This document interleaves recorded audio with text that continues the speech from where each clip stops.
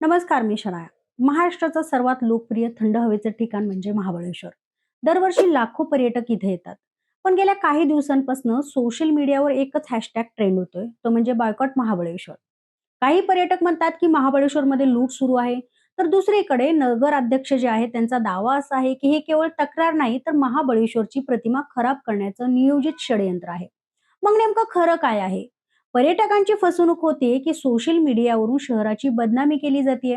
आजच्या व्हिडिओमध्ये आपण संपूर्ण प्रकरणाची पार्श्वभूमी समजून घेऊयात.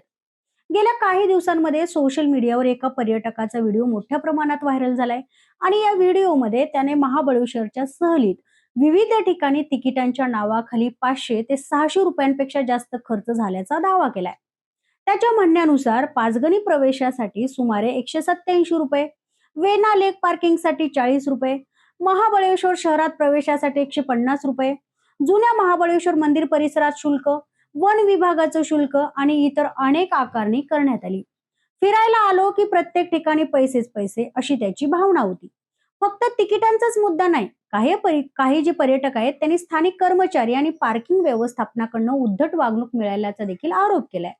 एका व्हायरल व्हिडिओमध्ये पार्किंगवरनं झालेला वाद, जोरात बोलणारे कर्मचारी आणि पर्यटकांशी होत असलेला वाद स्पष्ट दिसतोय. हा व्हिडिओ समोर आल्यानंतर सोशल मीडियावर अनेकांनी संतप्त प्रतिक्रिया दिल्या आहेत. काहींनी तर थेट 2 वर्ष महाबळेश्वरवर बहिष्कार टाकण्याचं आव्हान देखील केलंय. या आधीही पाचगणी मार्गावरील टोल वसुलीचा मुद्दा चांगलाच गाजला होता. अनेकांनी टोलला विरोध केला. त्यानंतर काही प्रमाणात दिलासा देण्यात देखील आला होता, पण टोलचा प्रश्न कमी झाला तरी पर्यटकांच्या इतर तक्रारी थांबल्या नाहीत. पार्किंग शुल्क, प्रवेश शुल्क, गर्दी, वाहतूक कोंडी आणि काही ठिकाणी होणारी गैरसोय यामुळे अनेक पर्यटक नाराज असल्याचं पाहायला मिळाले. मात्र या सर्व आरोपांमध्ये आता एक वेगळाच ट्विस्ट आलाय. महाबळेश्वरचे नगराध्यक्ष जे सुनील शिंदे आहेत त्यांनी अत्यंत गंभीर आरोप केलाय की त्यांच्या म्हणण्यानुसार महाबळेश्वरची बदनामी ही जाणीवपूर्वक केली जाते. सोशल मीडियाचा वापर करून छोट्या घटनांना अतिशयोक्तीचं स्वरूप दिलं जात आहे आणि संपूर्ण शहराला हे बदनाम केलं जात आहे. त्यांच्या मते वाहतूक, पार्किंग आणि पर्यटकांशी वाद हे प्रश्न आजचे नाहीत. अनेक वर्षांपासून अशा समस्या अधूनमधून होतच असतात. मग अचानक गेल्या 1-2 वर्षातच बॉयकॉट महाबळेश्वर अशा मोहिमा का सुरू झाल्यात? हा प्रश्न त्यांनी उपस्थित केलाय. नगर अध्यक्षांनी आणखीन एक महत्वाचा मुद्दा मांडलाय की शासनाने प्रस्तावित केलेल्या नवीन महाबळेश्वर प्रकल्पामुळे जुन्या महाबळेश्वरची प्रतिमा जाणीवपूर्वक खराब केली जात आहे का, असा संशय त्यांनी व्यक्त केलाय. त्यांच्या मते महाबळेश्वर आणि क्षेत्र महाबळेश्वर अशी दोन ओळख आधीच आहे. मग तिसऱ्या प्रकल्पाला नवीन महाबळेश्वर हे नाव देण्यामागचा उद्देश काय आहे, हा प्रश्न त्यांनी विचारला आहे. हा नवीन महाबळेश्वर प्रकल्प नेमका काय आहे? शासनाच्या योजनेनुसार सातारा जिल्ह्यातील सुमारे 235 गावांचा समावेश करून मोठं पर्यटन केंद्र विकसित करण्याची ही कल्पना आहे. पर्यटनाचा ताण कमी करणं, नवीन सुविधा उभारणं आणि आर्थिक विकासाला चालना देणं हा या प्रकल्पाचा उद्देश सांगितला जातोय. पण दुसरीकडे पर्यावरण प्रेमी आणि अनेक स्थानिक नागरिक या प्रकल्पाला विरोध करतायत. त्यांचं असं म्हणणं आहे की या प्रकल्पामुळे जंगल, जैवविविधता आणि पर्यावरणावर गंभीर परिणाम होऊ शकतो. नगर अध्यक्षांचा आणखीन एक आरोप म्हणजे जुन्या महाबळेश्वरच्या मूलभूत समस्यांकडे दुर्लक्ष होत आहे. शहरातील रस्ते असतील, पार्किंग असेल, पाणी पुरवठा आणि पर्यटन सुविधा या सुधारण्यासाठी मोठा निधी आवश्यक आहे. पण त्याऐवजी कोट्यवधी रुपयांचा निधी नवीन प्रकल्पांकडे वळवला जात असल्याचं ते म्हणतायत.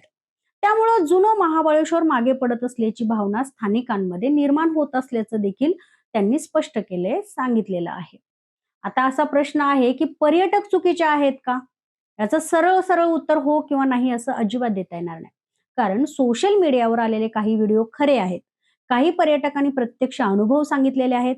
तर त्याच वेळी हे देखील खरं आहे की 1-2 घटनांवरनं 1-2 घटना ज्या आहेत त्यांच्यावरनं संपूर्ण शहराचा न्याय होऊ शकत नाही.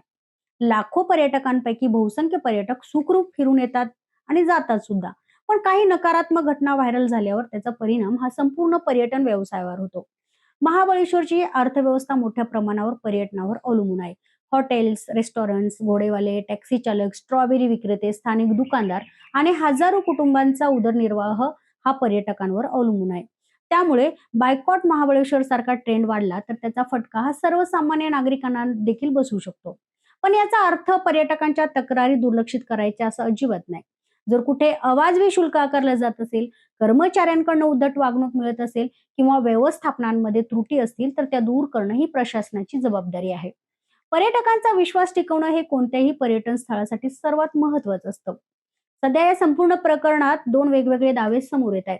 एका बाजूला पर्यटक म्हणत आहेत की त्यांना आर्थिक आणि मानसिक त्रास सहन करावा लागतोय, तर दुसऱ्या बाजूला नगर अध्यक्षांचा असा दावा आहे की महाबळेश्वरची प्रतिमा जाणीवपूर्वक खराब करण्याचा प्रयत्न केला जातोय. या दोन्ही दाव्यांची निष्पक्ष चौकशी होणं देखील आवश्यक आहे.